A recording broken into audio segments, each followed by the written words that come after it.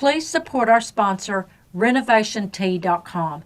You'll find a large variety from daily to specific herbal remedy teas, all certified organic and fair trade. Use code SHATTERED and you'll get a 10% discount. You can see the link below. Today with me I have Gary Chaney. Gary, let's start when you were just out of high school. I know that you graduated high school at 18, and within the month you had joined the Navy. Yes. Vietnam was my senior trip. Was your senior trip. What a heck of a trip. Yeah.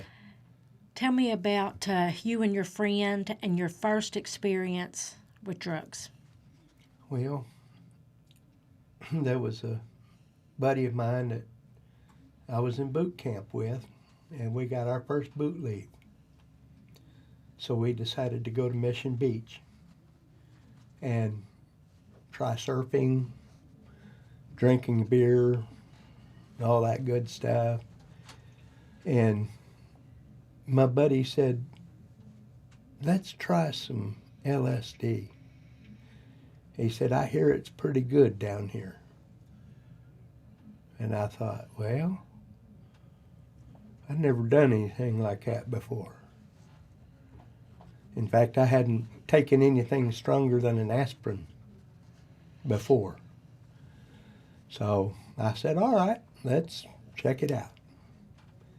So we got us what they call a hit each.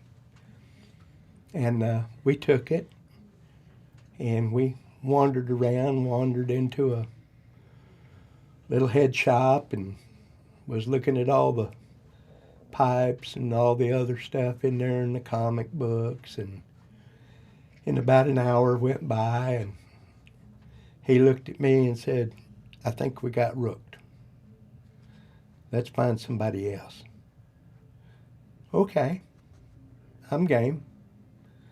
So we went and found another guy who happened to be selling some acid, and we each got a hit of that. It wasn't, I'm going to say, 5 minutes after we took the second one that the first one hit us. And I looked at my buddy, I said, we in trouble. And I started seeing colors, lights, all kinds of different things changing shape. And at first, it wasn't too bad. But then it came on stronger and stronger. And then after a while, I was sweating bullets. Probably because the second dose had hit. Had kicked in. Right. And so we, after the carnival shut down, we just was walking and talking along the boardwalk. We got stopped by the police, asked us what we was doing, and said, we're just walking and talking along the beach here. He said, well, it's after curfew, and you need to get back to base. So we asked him where the bus stop was, and he told us where it was, and it was several blocks away. And to get back to it, we had to cross a bridge over a canal. There was no guardrails on the side of the bridge, and it was spooky, about 2 o'clock in the morning. And we're walking across this bridge, and all I could look down and see was dark water. And that terrified me. And we forced ourselves to come down off of this in order to get to the bus stop, where we got on the bus, got back to the base, showed our IDs, got on base.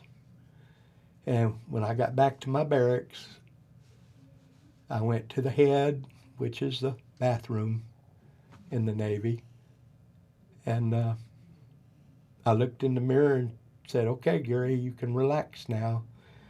And everything went back to colors and weird shapes, and I spent the rest of the day in the barracks. I wouldn't go outside. Mm.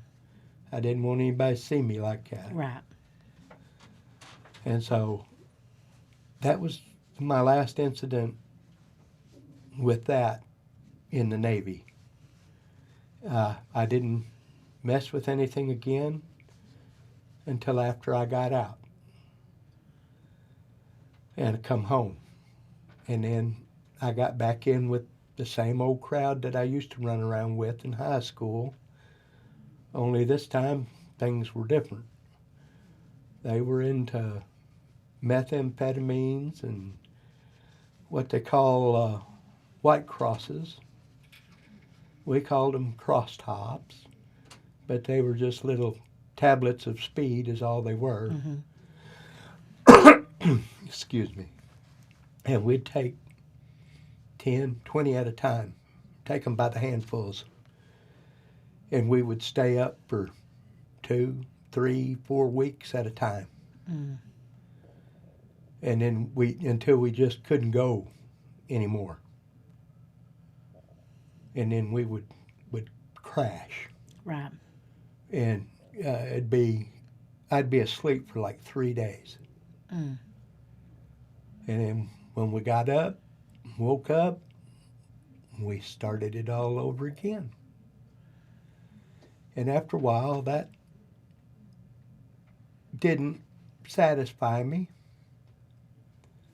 And one of the other guys in the group was a cook. He cooked methamphetamine. And at that time, back in the mid-70s, he could get the real chemicals. Right. That made the good stuff, not the kitchen junk they're using now. Today, right. And, of course, being a friend, every time he made a batch, me and my buddies, we were giving it free to sample. And we'd do it. Seemed like every time we turned around, we was shoving a needle in our arm. And I wanted to get away from that after a while. It had got to be to where it was not satisfying, but the crash, the coming down Mm-hmm. was so hard and was so violent. Just crashing from it made me want to get away from it. And then that's when I was introduced to marijuana. They say marijuana's the gateway drug. No. The gateway drug is whatever you start with. Right. Before you went from meth to marijuana, you did not like the direction your life was in, and you tried 2 different times to commit suicide. I did. Once I slashed my wrist,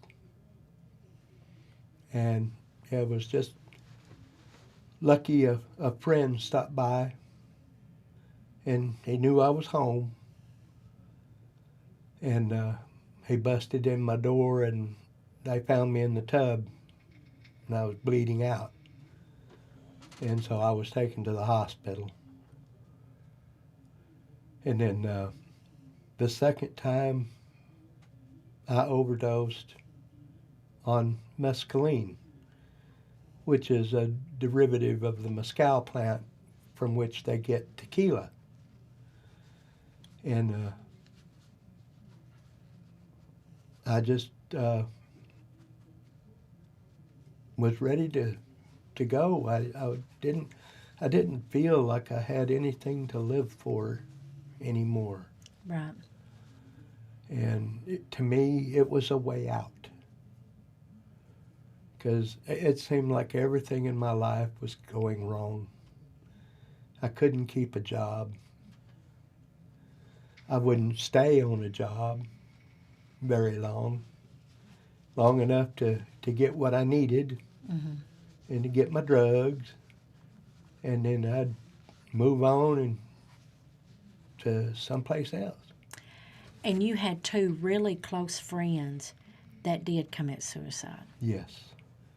One of them was one of my very best friends. Which the first one didn't actually mean to. No. He wasn't, he didn't intentionally commit suicide. He accidentally did. He was so high on acid that he took his revolver and instead of putting one bullet in it to play Russian roulette, he completely loaded it. And in front of his girlfriend, he spun the chamber, stuck it up to his head, and pulled the trigger. And that really hit home with me Right. on doing those kind of heavy drugs. Right. I tried heroin once, found it was way too down Right. for me. I was more into the uppers at that time, into speed, meth, and anything I could get that would take me up. Your other friend, he was extremely young. Both of them were extremely young, but Yes. what was he on when he committed suicide? I believe he was on acid too at that time. And he was wanting to go somewhere and his mother wouldn't let him go. So he went and got a gun out of the bedroom and pointed it at his mom, and she looked at him and said, "You're not going to shoot me." And he said, "You're right, Mom." And he stuck it to his own head and pulled the trigger.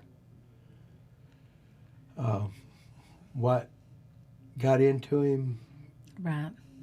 to do that, I have no idea. And he was a good kid. He was taken too early Right. in life. One of, I would say, probably your rock bottom in methamphetamines was you saw someone in the community stop the car and get rainwater in a syringe. Yes, I was with some friends, and we had just made a score on some meth, and one of them couldn't wait to get to the gas station, where we'd go into the bathroom, lock the door, and everybody would do their thing. It had just rained in Portland, and he said, "Pull the car over." And we was on City Street, and he opened the door, and he pulled water up in a syringe out of the ditch and used it to mix his stuff with. Right. And that right there really kind of broke me from using a needle and getting involved with that way. Right. I didn't want to get to that point. If you get to that point, you're too far gone. Right. And so I had a little strength left in my mind. And I used to be a dealer. I dealt meth. I dealt cocaine. I dealt a lot of meth. And then at one time I was a bodyguard for a meth dealer. One time I was asked to prospect for the Gypsy Jokers Motorcycle Club in Portland, and I turned them down because I had a bike and I rode. When I rode when I wanted to ride, where I wanted to ride, and with who I wanted to ride, not somebody tell me who I'm going to ride with. Well, you know, if you got in with them, once you're in, you're in. Yes, and that was the same way when I was a bodyguard. I was approached by someone from the mafia, because they knew I carried a gun and they knew I wasn't afraid to use it. Because I've stuck that gun in many people's face. On drug deals, it's gone bad. On drug deals, it's gone bad. And he told me right up front, he says, now, I'm going to tell you, once you're in, you're in. There ain't no out. You can't say 6 months from now, I don't like it, and you won't Right. out, because it don't work that way. And I told him, well, in that case, I would just rather not. I'll just stick to being myself. Right. And things after that, for the hardcore drug, pretty much wore off. I knew what I liked and what I didn't like. At that time, I was pretty much basically alcohol and marijuana. Right. Those were my two drugs of choice. If I couldn't get a hold of one, I'd get a hold of the other. Right. And my greatest achievement in my life is my daughter that I got to raise on my own from the time she was 2. Her mother run off on us. And that's when I realized I had some heavy-duty responsibility. Priorities. And something I owed more to than just to myself. Right. I was responsible for another human being. Right. And she meant the world to me. And what I like is she was born the 4th of July. Yes. And you always, up until she was about 7 years old, made her think that the fireworks that was always out was just for her birthday. Yes. Made her feel real special. Yes. Because she was special. To me, I mean, she's still special. Right. Because she didn't follow in my footsteps. She didn't do any drugs. Mm-hmm. She didn't drink. Well, she snuck a little drink every now and then when I wasn't looking. But we would have parties when I raised her, when she got on up of age, up around in her high school years, I'll say.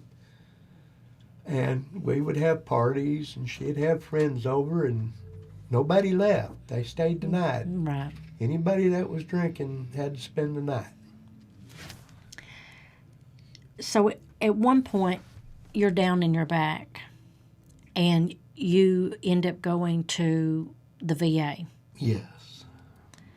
And the VA ended up, well, you ended up getting, was it started out a small dosage of hydrocodones? Well, at first, I went to the VA, and I told them I had back pain. So they gave me Tylenol 3. And those didn't do any good at all. So then the doctor moved me up to hydrocodone 5s. And when I reached the top limit of them that I could take, and the pain was still there and getting stronger, she moved me up to hydrocodone 10s. And she got me up as high as I could go there, and then she raised me up to methadone. And by the time it was at the end, I was taking 90 milligrams of methadone a day. And you're a zombie. I was a walking zombie. I could fall asleep and my eyes still be open. Driving down the road, you could just fall asleep. Driving down the road, fall asleep. And my wife now, she would yell at me, kick me, hit me to wake me up and make me pull over and let her drive. Because usually we would be headed toward the hospital down at Shreveport for another visit. To the VA. To the VA.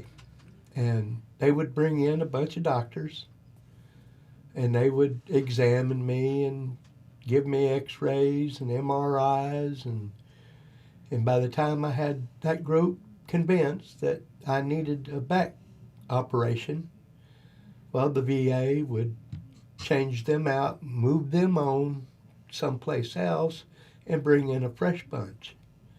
Well, they've got to make their diagnosis. Right. So I went through this about 5 times on methadone, of them changing doctors on me. And I had enough. I was hurting so bad, and I was so dopey and so doped up on methadone, I just had to find a different way out.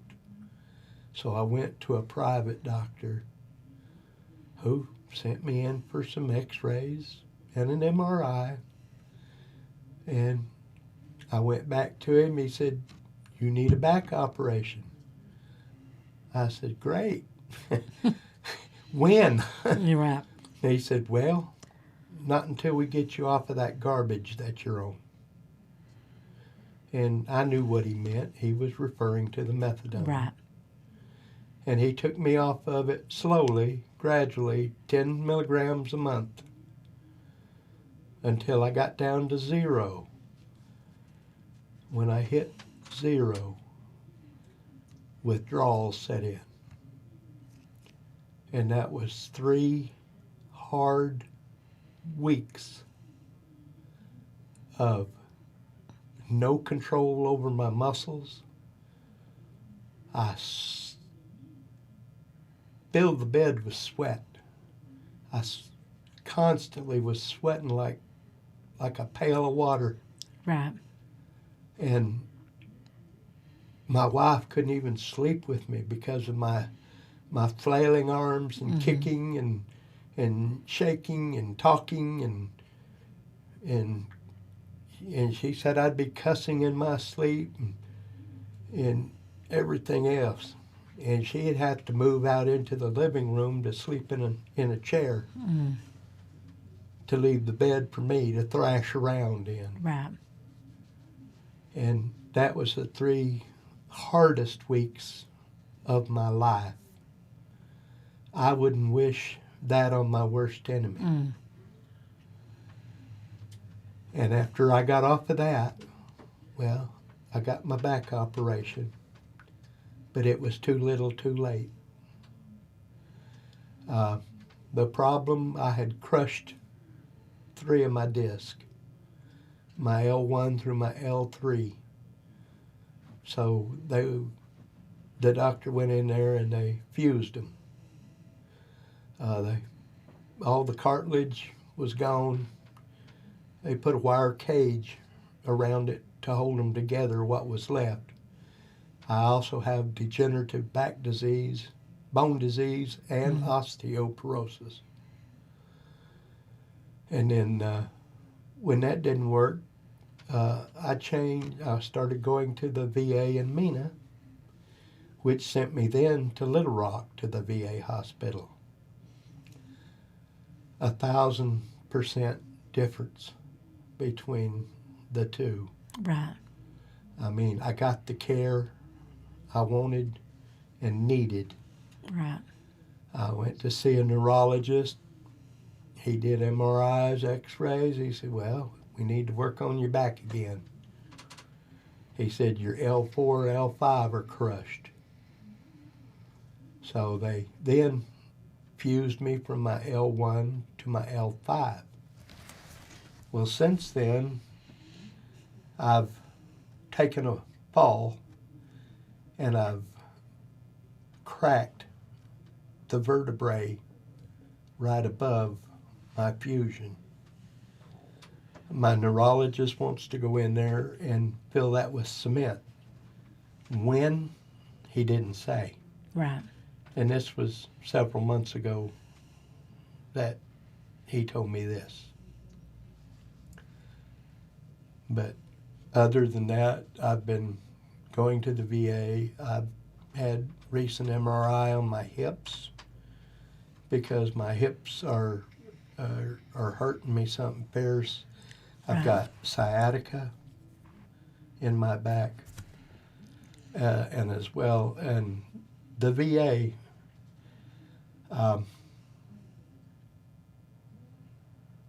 wouldn't give me any pain medication. They did briefly after I had my operation, but when it run out, it was out. Right. And they were cutting people off of hydrocodone and opiates at that time. I went to my private doctor. He gave me a prescription for hydrocodones. He said, now you take 2 in the morning, 2 around noon, and 2 in the evening.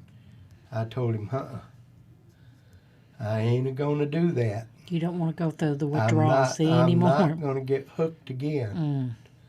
I said, Doc, I will take them as I need them. I will wait until I'm hurting so bad Right. that I need one. Other than that, I will not take one. Right.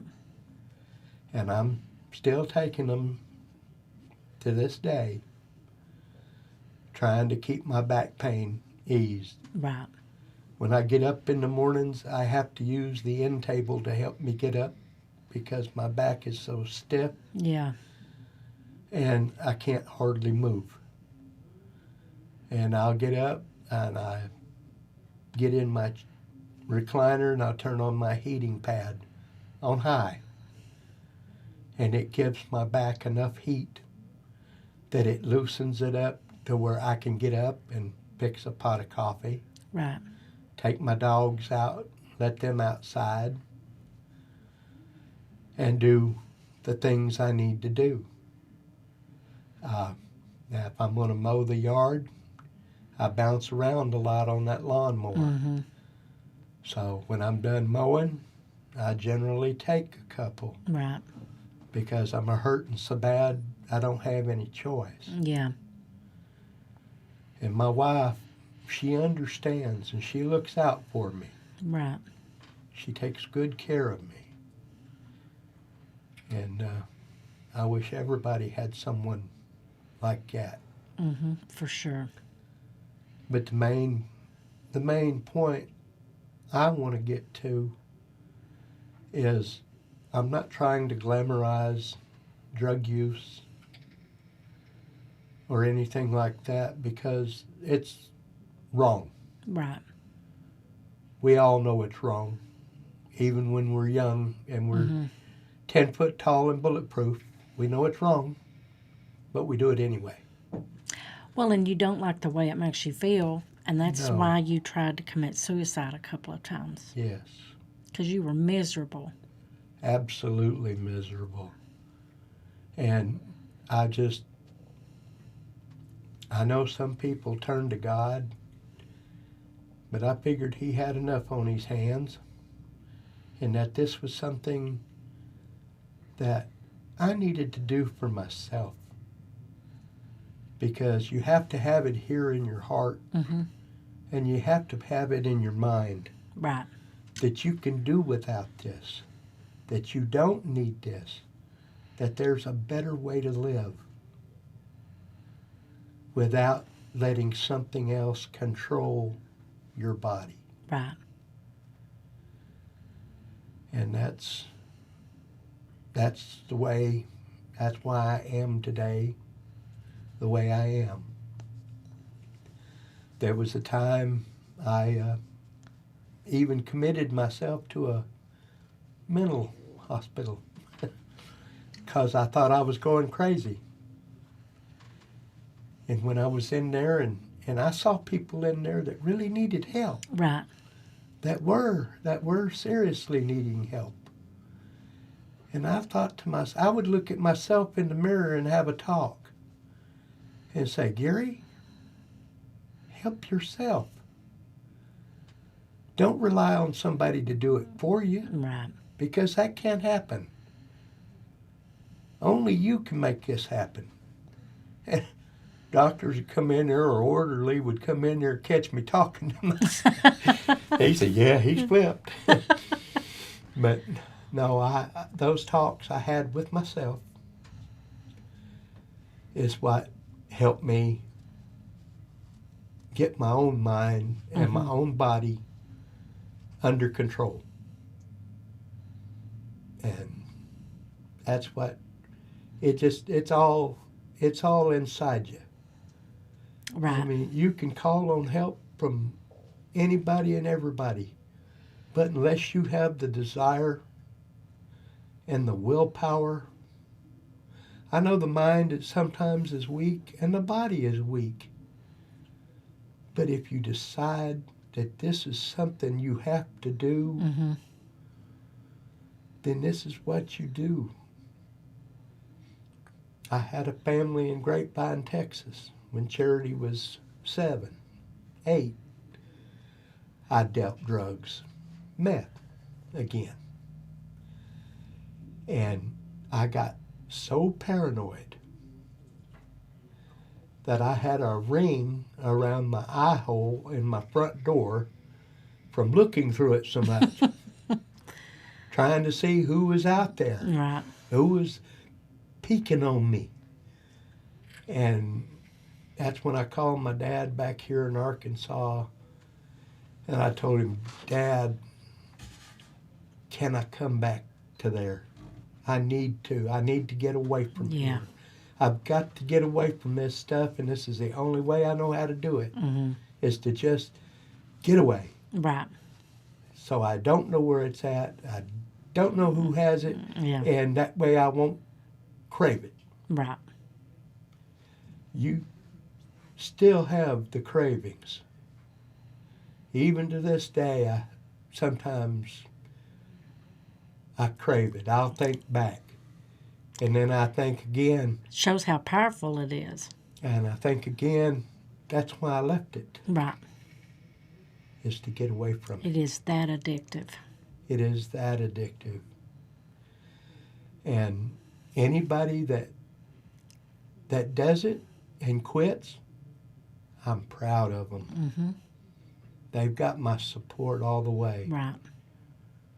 And anybody that doesn't start and does and stays that way, I'm doubly proud of them. Right. And my daughter is one of them. I'm so proud of her, I can't stand it. Yeah. And I guess, Miss D, that's my story. Thank you so much, Gary. I appreciate you coming in today because I know you're nervous about it and you had second helps. thoughts. You had your doubts. Someone. I hope so too, and I'm sure it will. Because I don't want somebody to go down the same road I went down. And you've lost some close friends. It's a hard, lonesome road, and you lose a lot. Yeah, you do. You lose friends, you lose family, you can lose everything you've got. Yeah, and your health. It takes a toll on your health after a while. And your body, yes. It'll tear you down. Right. It don't build you up, it tears you down. Right. And keeps you that way. Well, thank you very much for coming today. I appreciate you having me in. Thank you. Hi, I'm Dee. I'm the host of The Shattered Podcast. Please like, subscribe, and don't forget to hit the bell on the notifications so you won't miss an episode. I'm very passionate about helping families. If you are an expert that would like to help or would like to share your testimony, please contact me. Thank you.